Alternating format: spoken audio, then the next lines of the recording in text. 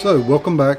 This is the continuation of a tutorial on my workflow editing Nightscape images. This is an image from Cape Hatteras in June of 2024. And in the first video I showed you how I take it from Lightroom, push it into Starry Landscape Stacker, bring it back into Lightroom with a stacked image, and do basic edits in Lightroom. Now I'm going to show you how I push this image out into Photoshop and go through the helper apps that I use in Photoshop to do a lot of fine-tuning to the image. This is a perfectly good image that I would have no problem putting my watermark on and pushing out, but we're going to make it just a little bit better, and I'm going to show you how I'm going to do that. So from here we're going to push it over to Photoshop. I'm going to edit in Photoshop. Yes, I'm going to edit a copy with Lightroom adjustments. And here we go. We're opened up in Photoshop. The first thing I'm going to do is fit it on the screen so I've got as much real estate to work with as possible. I'm going to unlock that layer, although I'm not going to do a whole lot with it.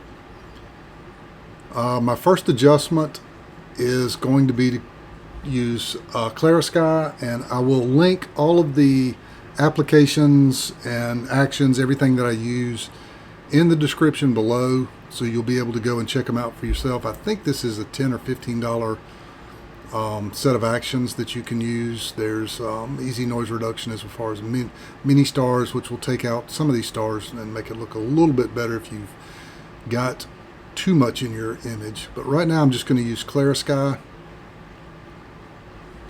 and we're going to let that work, and you can see it is creating a series of layers. I'm going to minimize that.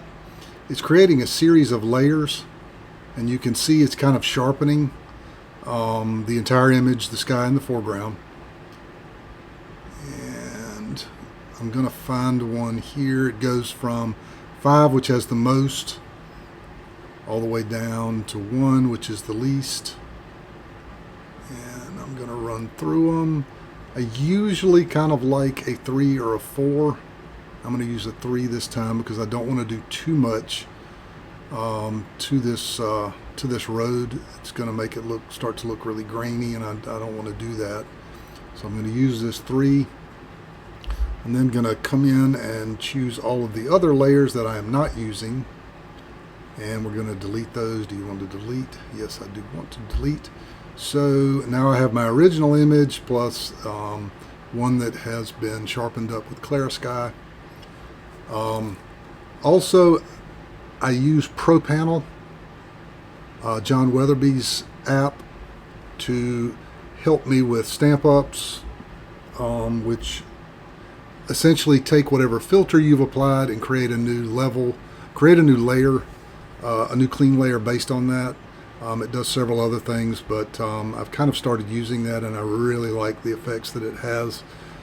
So I use ProPanel as well as Astropanel X. We'll show you what that does in just a little bit. And the other things that I use are the Nik Collection, Skylum Luminar 4, and Topaz Denoise AI. So, whoops. Okay, so we have our Clarisky level. My next step is to apply a Nik Collection filter, and I'm going to use Color FX Pro 5. It'll take that a minute to pull up. No, I do not want to update to the new version. I have several sample recipes. It comes with about 40 recipes built in. You can create your own. I've got about 3 or 4 of these sample recipes that I really like to try and use. One is a clarity bump, which will lighten the overall image a great deal. I also like Super Punch, which will bring out a lot of detail, but not lighten it quite so much. But it tends to flatten the foreground You can also use warm sunset, and this is a softer one. For this particular image, I'm going to use the clarity bump, but I'm going to drop the correct contrast down just a little bit. I don't like it where it is. I'm going to add a little bit of dynamic contrast in. You can see what changing the color cast will do. Doesn't have a tremendous effect on this image. Brilliance and warmth. Actually, I like it without brilliance and warmth. Tonal contrast, you can see what everything does, and go in and make fine adjustments as you see fit. I kind of like it the way it looks, so I'm going to apply that filter to the layer. It creates its own layer, so I don't have to go in and create it myself. It'll work for a moment, and now it is starting to really pop and not look quite so flat. Now, I applied that filter, but on second thought as I'm looking at it, I think it's added just a little bit too much light to this foreground, and I want to maybe kind of retain this lower image. I think it makes it look just a little better. So I'm going to add a layer mask, and I'm going to Command-I invert that layer mask. I'm going to grab a brush. I use a normal brush with 15% opacity and a flow rate of 35, smoothing of 10. I'm painting white on black so that it shows through. And I'm applying that filter to just the sky. I think that's going to give me a little bit better look in this case. It's going to lighten up the foreground just a little bit too much. Be careful right on this edge. I don't want to go too far with it. Painting it in there. The whole time I'm doing this, I'm kind of watching over here to see what it looks like. Make sure it's not going too far. And we can disable it. Yeah, I like it. So as I'm doing this, I also notice I have right up here a little sensor mark, and I'm going to go ahead and get rid of that in the next step. I'm going to apply my next filter, and I want to apply it to a clean layer. So in Pro Panel here, I'm simply going to click Stamp Up, and it gives me a new clean layer with all of the adjustments from the layers below it. And I'm going to come in and grab my spot healing brush. And yeah, I like that. So my next filter is going to be the Skylum's Luminar 4. And as it pulls up, it also has a good number of recipes that are pre-baked into it, or that you can download. They're called Luminar Looks. I have one that I use called Seascapes because I tend to shoot a lot of seascapes. And the really neat thing about using these is all I need to do is hover over it, and it will give the image the look that I want it to have. So I can kind of go through here and see what works best for me.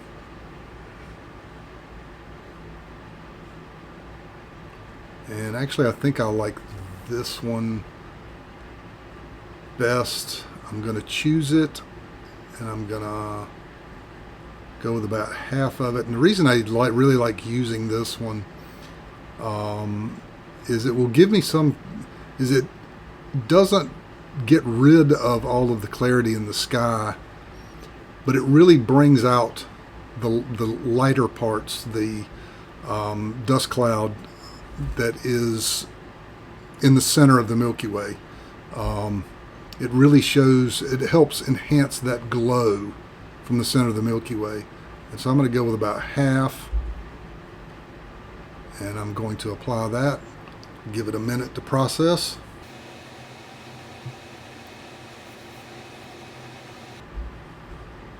And there we go. So now we can see what that one has done. Actually, I kind of like what it's done here. It's smoothed out the road a bit and still maintained a good bit. I'm going to come in and name this. Please make sure that as you're going through using Photoshop that you name your layers so that you know if you have a problem, you know exactly where to go and restart. It just kind of helps. It helps to keep the workflow going. So I'm going to stamp up again, and my next filter is going to be Topaz Denoise. When you shoot night sky, this Topaz Denoise really becomes a tremendous benefit because your images, despite using the stacking, the images still have a good bit of noise, and we can see it'll show you this is the original image and this is the denoised image. And what I usually like to do, they got several different models that you can use, and I've got model preference. I'm going to drag this around. It's blurring that foreground a little bit, but I can honestly say I'm not hating it. So I'm going to go ahead and apply that.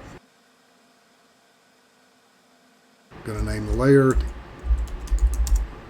Denoise. So from here I'm going to apply my final filter, which is going to be Astropanel X. Takes that one a minute to fire off. I'm going to come down to Milky Way, and we're going to boost. Doesn't take it very long to work, so we're going to switch back over to Pro Panel and show my layers. It creates an extra layer here, and I'm not really sure why. I don't seem to use it for anything, so I'm just going to dump it so that I don't get too many layers going here. It automatically applies an inverted mask. So to see what Astropanel X has done, I'm going to disable that layer mask, and you can see that it's darkened down it does some in the foreground, but it really darkens down the Dark Horse Nebula and the dust clouds of the Great Rift. So I'm going to open that back up, and I've got my brush here. I'm going to make it just a little bit smaller. And I'm using white on black to brush out some of that mask. Again at 15% opacity with a flow rate of 35 and smoothing at 10. And I'm just going to go in along the Dark Horse Nebula and the Great Rift to try and draw some of that detail out. I'm also going to just go in and let it help me add a little bit of depth to my foreground in the spots that it can. It makes your foreground not quite so flat if it's got a little bit of those shadows in there. So I'm going to use it to help me do that. And that looks good. We go from that to that. Now my next layer is going to be a dodge and burn layer, and for this I'm using Raya Pro Dodge and Burn, and what I'm going to do is create a stamped up layer from here.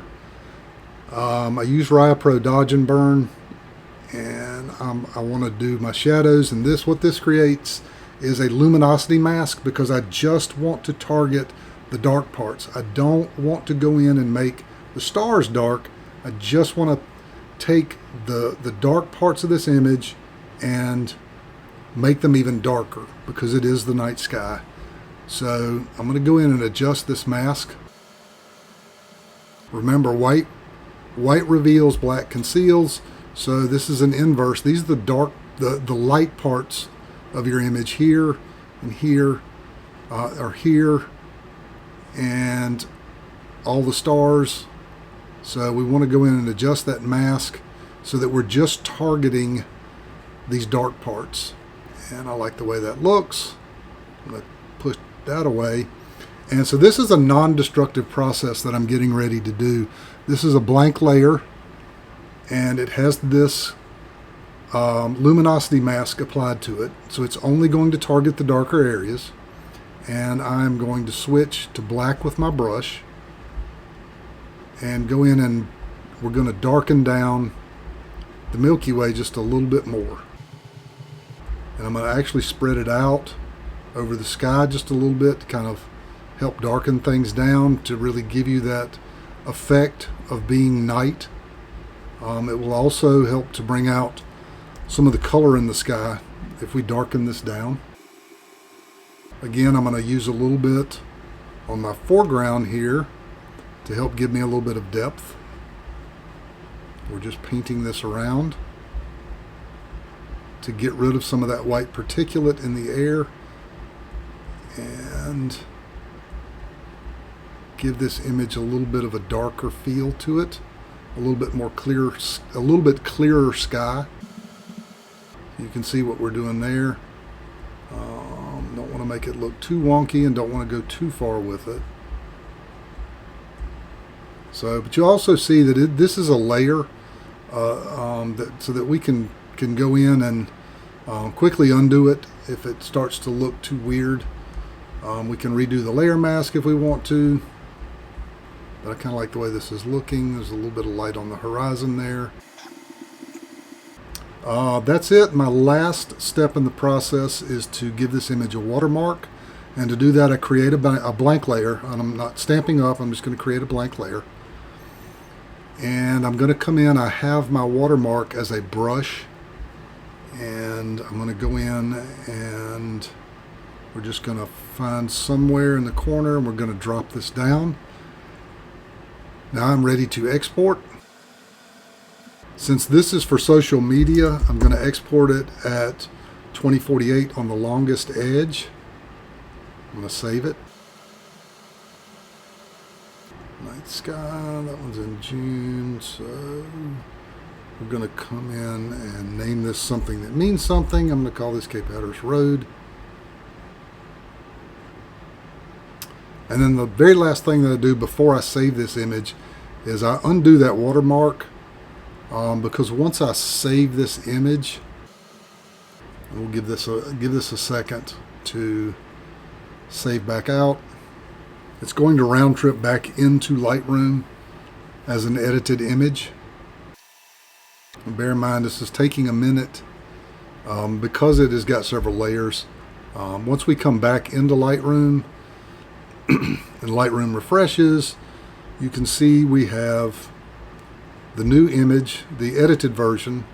This is the image that we pushed out of Lightroom.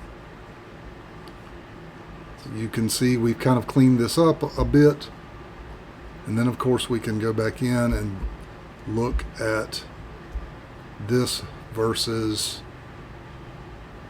the original flat raw. So we started with this, and after going through Lightroom, Starry Landscape Stacker, back to Lightroom, and then to Photoshop, this is the final image that we come out with. And the reason that I remove the watermark when I save it back out is if I need to export this as a large image, if someone orders a print, I don't have to go back into Photoshop to save it out. I can simply export it out of Lightroom into my folder as a full-size image. So that is my full process. First video was Lightroom, Starry Landscape Stacker, and then back to Lightroom. And this video has been the process going from Lightroom and into Photoshop and all of the different filters and programs that I use in Photoshop. Photoshop's an extremely powerful program, but I have found that personally it is much, much better to use helper apps that other people have gone in and created. You don't need to reinvent the wheel. They've got things that will help you to really put a nice edit on your image. And so what I've got is essentially what I saw as I stood at this ramp, and this is ramp 44 at Cape Hatteras. in June when we were out there, there are no vehicles allowed at night. That's why it's nice and dark out there, and there's no traffic driving up out there. I drove up, pulled up, parked, set the camera down, and got a nice image of the Milky Way out over Cape Point there at the end of the road. So, thanks for watching. If you've got any questions, please drop something in the comment section. I'd love to hear how you like the video, and if there's anything else that you would like to see. If you got any questions about why I used something or why I did something, I'll be happy to hear it. But I really just kind of wanted to show that this is a fairly simple process, and it doesn't have to be intimidating to go out there and capture the night sky. So, if you got any questions, send them to me. I'll be happy to answer them. And thanks for watching.